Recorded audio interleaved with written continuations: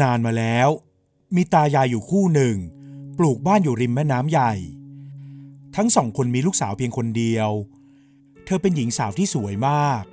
มีนิสัยเรียบร้อยขยันขันแข็งช่วยพ่อกับแม่ปลูกผัก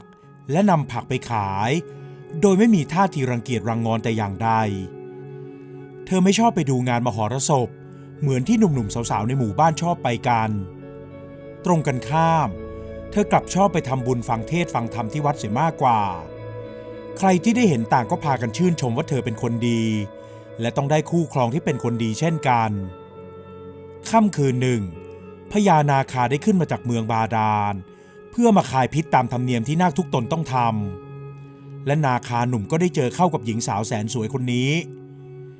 นาคารู้สึกชอบนางจึงแปลงกายเป็นชายหนุ่มเดินเข้ามาหาเพื่อพูดจาทำความรู้จักทั้งสองต่างรู้สึกต้องชะตากันหญิงสาวที่ไม่เคยชายตามองผู้ชายคนไหนเลยกลับรู้สึกตกหลุมรักชายหนุ่มปริศนาคนนี้เข้าอย่างจังทั้งสองคนพูดคุยกันจนกระทั่งย่ำรุ่งชายหนุ่มก็จากไปและให้สัญญาว่าจะมาพบนางในทุกค่ำคืนทั้งสองรอบพบปะกันอย่างนี้จนกระทั่งมีความสัมพันธ์ลึกซึ้งต่อกันและหญิงสาวก็เกิดตั้งครรภ์ขึ้นมาเธอร้อนใจมากกลัวว่าพ่อกับแม่จะอับอายที่จู่ๆลูกสาวก็เกิดท้องขึ้นมาโดยที่ยังไม่ได้แต่งงานชายหนุ่มให้สัญญาว่าจะมาจัดงานแต่งกับนางให้เรียบร้อยทว่าเมื่อเขาได้ไปขออนุญาตจากราชานาคผู้เป็นบิดากลับไม่ได้รับอนุญาตเพราะรักต่างเผ่าพันธุ์นั้นรังแต่จะก่อเกิดปัญหายุ่งยากขึ้นนอกจากจะไม่อนุญาตแล้วผู้เป็นบิดายังสั่งกักบริเวณเขาไว้อีกด้วยเพราะกลัวว่านาคาหนุ่มจะหนีขึ้นมาบนโลกมนุษย์อีกหญิงสาวเฝ้ารอวันแล้ววันเล่าชายหนุ่มคนรักก็ยังไม่ยอมพาพ่อกับแม่มาสู่ขอตามสัญญาเสียทีในขณะที่ท้องของนางก็โตขึ้นทุกๆวันเป็นที่คอรหาของผู้คนในหมู่บ้านเมื่อพ่อแม่ของนางสอบถามนางก็ได้แต่บอกว่าชายคนรักเป็นคนต่างถิ่นและเขาได้ให้สัญญาว่าจะพาพ่อกับแม่มาสู่ขอตามประเพณีอย่างแน่นอนฝ่ายพ่อกับแม่ของหญิงสาวแม้จะเจ็บปวดที่ลูกสาวท้องไม่มีพ่อแต่ก็ไม่ได้ทุบตีด่าทอได้แต่คิดปลงตกว่าเป็นเวรกรรมของทั้งคู่หญิงสาวรอจนกระทั่งได้กำหนดคลอดชายคนรักก็ยังไม่มาเธอจึงคลอดลูกออกมาอย่างเดียวดายและเจ็บปวดใจหลังจากคลอดลูกออกมาเป็นเด็กชายตัวน้อยผิวพรรณผุดผ่องและมีใบหน้าจิ้มลิ้มนางก็เลี้ยงลูกได้เพียงไม่กี่เดือนก็ตรอมใจตายทิ้งลูกน้อยให้พ่อกับแม่เลี้ยงดูฝ่ายนาคหนุ่มเมื่อหลบหนีจากที่กักบริเวณได้ก็รีบขึ้นมาบนโลกมนุษย์เพื่อจะมาเจอหญิงคนรักทว่าเมื่อมาถึงบ้านของหญิงสาวเขากลับไม่ได้พบเธอพบเพียงแต่เด็กน้อยหน้าตาน่ารักช่างพูดช่างเจรจาเขาได้เที่ยวไปสอบถามข่าวคราวของเธอจากเพื่อนบ้านก็ได้รู้ว่าหญิงสาวคลอดลูกได้ไม่นานก็ตรอมใจตายเพราะชายคนรักทิ้งไปนาคหนุ่มรู้สึกเสียใจเป็นอย่างมากที่ไม่สามารถพาหญิงคนรักลงไปอยู่ยังโลกบาดาลกับตนเองได้ซ้ำเธอยังต้องมาตายจากไปด้วยความทุกข์ทรมานใจเขาจึงตั้งปณิธานไว้ว่าจะคอยดูแลปกป้องลูกชายตัวน้อยอย่างเต็มที่เมื่อเติบใหญ่ขึ้นมาก็เป็นเด็กที่เฉลียวฉลาดชอบไปร่ำเรียนอ่านเขียนกับหลวงตาที่วัดและช่วยตากับยายปลูกผักขายเหมือนที่มารดาของเขาเคยทำครั้งหนึ่งเมื่อเด็กชายไปนั่งเล่นที่ริมฝั่งน้ำก็ได้เจอกับชายหนุ่มคนหนึ่งซึ่งผู้ชายคนนั้นก็คือนาคที่เป็นบิดาของเขานั่นเองแต่นาคไม่ได้แสดงตนว่าเป็นใครได้แต่บอกว่าเป็นคนจากหมู่บ้านใกล้เคียงและได้มาสอนวิชาการต่อสู้ให้กับเด็กน้อยจวบจนกระทั่งเด็กน้อยโตขึ้นเป็นชายหนุ่มเขามีรูปลักษณ์อันหล่อเหลาสาวๆเห็นเป็นต้องหลงรักกันทุกคนผิวพรรณก็ผุดผาดเหมือนลูกผู้ดีมีสกุลมีความรู้อ่านออกเขียนได้วิชาดาบของเขาก็ไม่แพ้ใครแต่ชายหนุ่มยังสมัครใจจะอาศัยอยู่กับตายายมากกว่าจะออกไปเผชิญโชคหรือออกไปหาความก้าวหน้าเหมือนชายหนุ่มคนอื่นๆในหมู่บ้านทว่าตากับยายกลับรู้สึกเสียดายในความรู้ที่หลานชายมีจึงออกปากให้เขาเดินทางออกจากบ้านเพื่อเข้าไปในเมืองเพื่อจะได้ไปรับราชการและเป็นทหารรับใช้เจ้าเมือง ชายหนุ่มไม่อยากขัดคำขอร้องของตายายจึงเก็บเสื้อผ้าใส่ย่ามแล้วกราบลาตายายออกเดินทางไปยังเมืองใหญ่แห่งหนึ่งซึ่งตั้งอยู่ริมแม่น้ำสายเดียวกับที่เขาอยู่อาศัยมาตั้งแต่เกิดเมื่อเดินทางไปถึงเมืองก็เห็นประกาศในตลาดว่าเจ้าหญิงได้ทำธรรมรงค์ตกหายไปที่ท่าน้ำท้ายวังหากใครงมแหวนของเจ้าหญิงขึ้นมาได้ผู้นั้นจะได้เงินรางวัลจากพระราชาเป็นจำนวนมากชายหนุ่มเป็นคนที่ว่ายน้ำเก่งและสามารถดำน้ำได้ครั้งละนานๆมาตั้งแต่เด็กแล้วจึงสนใจจะไปร่วมอาสาหาแหวนให้กับเจ้าหญิงถ้าข้าอยากจะไปงมแหวนให้เจ้าหญิงข้าต้องไปที่ไหนหรือชายหนุ่มเข้าไปถามทหารที่มาปิดป้ายประกาศที่ท้ายวังมีท่าน้ำใหญ่เจ้าหญิงทรงทำตกไว้เมื่อครั้งที่มาส่งน้ำเล่นเจ้าหรือคนอื่นๆที่อยากจะไปงมหาแหวนต้องลงชื่อกับพวกข้าจากนั้นพวกข้าจะพาเข้าวังไปยังท่าน้ำแห่งนั้นทหารบอกอย่างนั้นชายหนุ่มพยักหน้ารับฟังแล้วก็แจ้งชื่อเสียงเรียงนามให้กับทหารได้ลงบันทึกเอาไว้วันนั้นมีชายหนุ่มหลายคนอาสาจะไปงมแหวนทหารจึงจดชื่อทุกคนแล้วก็พาทุกคนเดินทางเข้าวังแต่ละคนต่างมีความหวังว่าจะงมแหวนให้เจอเพราะอยากร่ำรวยจากเงินรางวัลหากว่าทำงานนี้สำเร็จเมื่อมาถึงท่าน้ำใหญ่ที่ท้ายวังชายหนุ่มก็พบว่ามีหนุ่มๆมากมายหลายคนกำลังดำผุดดำว่ายอยู่ที่แม่น้ำแห่งนั้นรวมถึงเจ้าชายอีกพระองค์ที่เป็นคู่หมายของเจ้าหญิงก็ได้ลงไปในน้ำเพื่องมหาแหวนให้เจ้าหญิงด้วยไม่ไกลกันนักเป็นพระพลาที่ประทับของพระราชาและเจ้าหญิงที่เสด็จมาทอดพระเนตรการงมหาแหวนในครั้งนี้ด้วยเมื่อชายหนุ่มได้เห็นพระพักตร์ของเจ้าหญิงเขาก็ตกหลุมรักนางในทันทีแต่ก็สำนึกตัวว่าตนเองนั้นแสนต่ำต้อยจึงก้มหน้าลงเสียและบอกกับตนเองว่าเขาขอแค่รางวัลที่จะได้จากพระราชาก็พอแล้วเขาจะเดินทางกลับบ้านเพื่อนำของรางวัลไปให้ตากับยายทั้งสองจะได้กินอยู่อย่างสบายไม่ต้องลำบากปลูกผักตักน้ำเหมือนเมื่อก่อนเมื่อคิดเช่นนั้นชายหนุ่มจึงวางย่ามเสื้อผ้าของตนลงที่ท่าน้ำและถอดเสื้อวางไว้ข้างๆกันจากนั้นก็ลงน้ำไปพร้อมๆกับชายอีกหลายคนที่เดินทางมาด้วยกันด้วยความสามารถที่มีมาตั้งแต่เกิดรวมถึงชาติกำเนิดที่มีเชื้อสายนาคาจึงทำให้เขาสามารถดำอยู่ในน้ำได้นานกว่าใครๆชายหนุ่มสามารถดำลงไปจนถึงก้นบึ้งแม่น้ำใหญ่แห่งนั้นดวงตาของเขาสามารถมองเห็นทุกสิ่งทุกอย่างใต้น้ำได้อย่างชัดเจนราวกับว่าเขาเป็นปลาชายหนุ่มดำน้ำอยู่นานแล้วค่อยผุดขึ้นมาหายใจสักครั้งเพื่อไม่ให้เป็นที่สังเกตจากนั้นก็ดำลงน้ำไปต่อแล้วในที่สุดเขาก็สามารถหาแหวนของเจ้าหญิงจนเจอแหวนวงนั้นเป็นแหวนที่ขึ้นรูปด้วยทองคำหัวแหวนเป็นเพชรเม็ดงามชายหนุ่มจึงกำแหวนเอาไว้ในมือแล้วรีบว่ายน้ำขึ้นไปเหนือผิวน้ำในมือชูแหวนเอาไว้แล้วตะโกนขึ้นข้าพบแหวนของเจ้าหญิงแล้วเสียงของชายหนุ่มทำให้เจ้าหญิงและพระราชาหันมามอง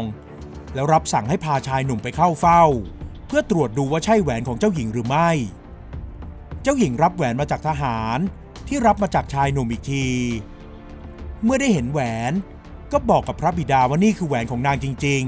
ๆพระราชาจึงรับสั่งให้ชายหนุ่มเข้ามาใกล้ๆเพื่อจะพระราชทานรางวัลให้แต่เจ้าหญิงได้ขอเป็นคนมอบถุงใส่ทองคำให้กับเขาเองในขณะที่ยื่นมือมอบถุงทองให้กับชายหนุ่มนั้นเจ้าหญิงก็ได้สบตากับเขาและตกหลุมรักเขาในทันทีเพราะชายหนุ่มนั้นมีหน้าตาหล่อเหลาและมีผิวพรรณไม่ต่างจากพวกที่มีชาติตระกูลสูงส่งเลยสักนิดส่วนเจ้าชายที่เป็นว่าที่คู่หมายของเจ้าหญิงได้เห็นเข้าพอดี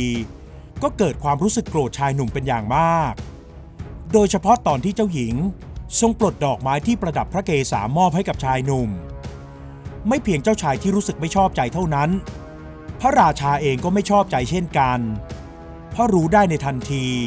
ว่าพระธิดาของพระองค์มีจิตปฏิพัติกับชายหนุ่มผู้ต่ำต้อยคนนี้แล้วจึงรับสั่งให้นางกำนันเชิญเสด็จเจ้าหญิงกลับเข้าไปในวังและมีรับสั่งให้ชายหนุ่มออกจากวังไปเสียชายหนุ่มยอมออกจากวังแต่โดยดีเขาคว้าเอาย่ามใส่เสื้อผ้าของตนเองแล้วก็ออกเดินตามทหารไประหว่างนั้นเจ้าชายก็สั่งให้ทหารตามไป และจัดการตัดไฟเสียแต่ต้นลมเพราะรู้ดีว่าชายหนุ่มจะต้องไม่ยอมออกไปจากเมืองง่ายๆเป็นแน่และก็เป็นจริงอย่างที่เจ้าชายคาดเพราะชายหนุ่มมาอาศัยพักนอนอยู่ที่ศาลาพักแรมสำหรับคนต่างถิ่นแต่ทหารก็ทำร้ายเขาไม่ได้เลยเพราะชายหนุ่มจะอยู่ท่ามกลางคนหมู่มากไม่ได้แยกตัวไปไหนเมื่อไม่สบโอกาสเหมาะจึงกลับไปรายงานเจ้าชายแต่เจ้าชายก็ยังสั่งให้คอยจับตาดูไม่ให้คลาดสายตาวันต่อมาชายหนุ่มลงไปอาบน้ำที่แม่น้ำใหญ่บริเวณตรงข้ามกับท่าน้ำท้ายวังจากนั้นเขาก็ดำน้ำแล้วว่ายไปโผล่ที่ท่าน้ำของวังเพื่อดักรอพบเจ้าหญิงที่เสด็จมาส่งน้ำเล่นกับเหล่านางกำนันเมื่อมีโอกาสเหมาะเขาก็ลอบไปดึงตัวเจ้าหญิงมาหลบที่หลังพุ่มไม้ที่ยื่นกิ่งลงมาบดบังในน้ำแล้วก็แนะนำตัวว่าเขาเป็นใครมาจากไหนและสารภาพว่าเขาตกหลุมรักเจ้าหญิงยังถอนตัวไม่ขึ้นแม้จะเพิ่งได้เจอหน้ากันเจ้าหญิงก็มีท่าทีเอียงอายก่อนจะเอ่ยปากว่ามีใจตรงกับเขาเช่นกันนับจากวันนั้นเจ้าหญิงก็เสด็จมาที่ท่าน้ำทุกวันโดยสั่งให้นางกำนันไปรออยู่ห่างๆแล้วชายหนุ่มก็จะว่ายน้ำเข้ามาหาเพื่อพบปะและพลอดรักกับเจ้าหญิงจนกระทั่งวันหนึ่ง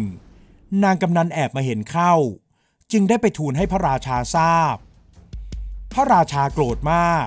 จึงสั่งให้ทหารรีบมาที่ท่าน้ำแล้วเข้ามารุมทำร้ายชายหนุ่มโดยไม่ฟังคำทัดทานของเจ้าหญิงเลยชายหนุ่มแม้จะมีฝีมือมากแต่เมื่อโดนทหารรุมหลายคนก็พลาดท่าถูกฟันตกน้ำหายไปเจ้าหญิงกรีดร้องออกมาด้วยความเสียใจและสลบไปพระราชาจึงสั่งให้นางกำนันพาเจ้าหญิงกลับไปที่ตำหนักแล้วให้ทหารคอยจับตาดูว่าชายหนุ่มจะโผล่ขึ้นมาจากน้ำหรือไม่เมื่อแน่ใจว่าชายหนุ่มไม่ขึ้นมาจากน้ำแน่นอนแล้วทุกคนจึงจากไปทางด้านชายหนุ่มแม้จะโดนทำร้ายอย่างหนักแต่นาคาผู้เป็นบิดาของชายหนุ่มได้มาช่วยเอาไว้ทันและได้บอกความจริงว่าเขาคือลูกของนาคากับมนุษย์ชายหนุ่มจึงได้คำตอบว่าทำไมเขาถึงสามารถอยู่ในน้ำได้นานๆแบบนี้พ่อขอโทษที่ไม่ได้บอกเจ้าตั้งแต่เราเจอกันเมื่อตอนเจ้ายังเป็นเด็กเพราะพ่อกลัวว่าเจ้าจะยอมรับความจริงไม่ได้พ่อไม่ต้องขอโทษข้าดอกถึงท่านจะไม่บอกแต่ท่านก็สอนข้าหลายอย่างและยังมาช่วยชีวิตข้าในคราวนี้ด้วยชายหนุ่มไม่โกรธนาคาผู้เป็นบิดาเลยสักนิดเพราะเข้าใจในเหตุผลที่ผู้เป็นบิดาเอ่ยนับจากนี้ไปพ่อจะชดเชยให้เจ้าไม่ว่าเจ้าอยากได้อะไรพ่อจะจัดการให้รวมทั้งจัดการแก้แค้นพวกที่ทำร้ายเจ้าในคราวนี้ด้วยเมื่อบิดาเอ่ยอย่างนั้นชายหนุ่มก็รีบห้ามปรามเพราะผู้ที่ทำร้ายเขาก็คือพระราชาผู้เป็นบิดาของหญิงที่เขารักและเขาเองก็ผิดที่แอบลักลอบพบปะกับเจ้าหญิงโดยไม่ให้เกียรติเธอนับจากนี้เขาจะทำทุกอย่างให้ถูกต้องโดยการจะเข้าไปพบพระราชาและจะขอเจ้าหญิงมาเป็นภรรยาซึ่งนาคาผู้เป็นบิดาก็บอกว่ายินดีจะช่วยเพื่อให้ความรักของเขาสมหวังดังนั้นในวันรุ่งขึ้นชายหนุ่มจึงกลับไปที่วัง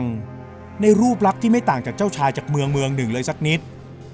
เขาสวมใส่อาภรณ์เนื้อดีและเครื่องประดับมีค่าเมื่อทหารเห็นเช่นนั้นก็คิดว่าเขาเป็นเจ้าชายจากเมืองใดเมืองหนึ่งจึงพาไปพบกับพระราชาตามคำร้องขอทว่าเมื่อพระราชาเห็นหน้าเขาก็จำได้ทันทีว่าเขาคือชายหนุ่มที่แอบลักลอบมาพบกับพระธิดาของพระองค์นั่นเองพวกเอ็งพามันเข้ามาทำไมมันคือคนที่ลบหลู่เกียรติของลูกสาวข้าจงจับมันไปประหารเดี๋ยวนี้ทหารกำลังจะเข้ามารุมจับตัวแต่ชายหนุ่มยกมือร้องห้ามเสียก่อนที่ข้ามาวันนี้ไม่ได้อยากจะมาหาเรื่องข้าต้องการมากราบขออภัยโทษจากพระองค์ที่ทำตัวไม่เหมาะสมแอบไปพบกับเจ้าหญิงแต่นับจากนี้ข้าจะทำทุกอย่างให้ถูกต้องด้วยการมาสู่ขอเจ้าหญิงพระองค์อยากได้สินสอดเท่าใดโปรดบอกข้ามาเถิดข้ายินดีทำตามคำของพระองค์ทุกอย่างสิ้นคำพูดของเขาพระราชาและเจ้าชายผู้เป็นคู่หมายของเจ้าหญิงก็หัวเราะร่าออกมา คนอย่างเองนะหรือจะมาเสนอหน้าเป็นบุตรเขยของข้า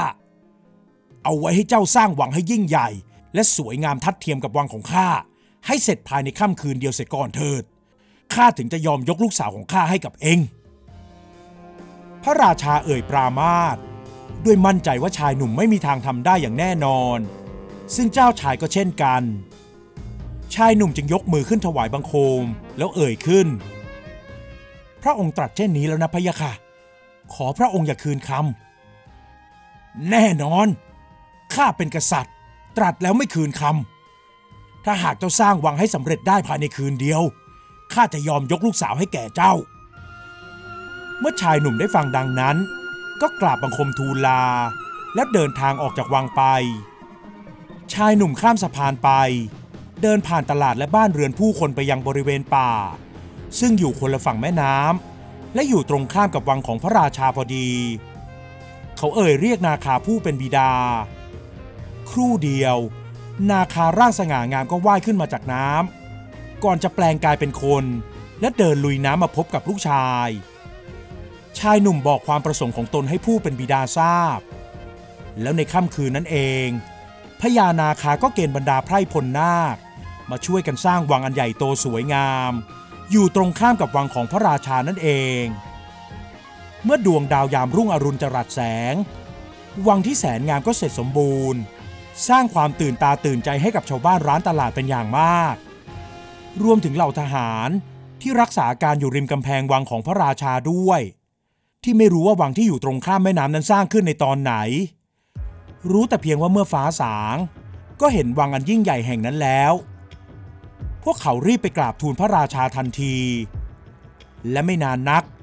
ชายหนุ่มก็เดินทางมาพร้อมกับนาคาผู้เป็นบิดาของเขาพร้อมด้วยไพร่พลนาคที่แปลงกายมาเป็นทหารติดตามรับใช้เป็นจำนวนมากพระราชาเห็นอย่างนั้นก็ไม่อาจคืนคำได้จำต้องยกพระธิดาให้กับชายหนุ่มส่วนเจ้าชายที่เป็นคู่หมายของเจ้าหญิงก็หมดสิทธิ์คัดค้านได้แต่เก็บความโกรธแค้นใจแล้วเดินทางกลับบ้านเมืองของตนไปในที่สุดนับจากนั้น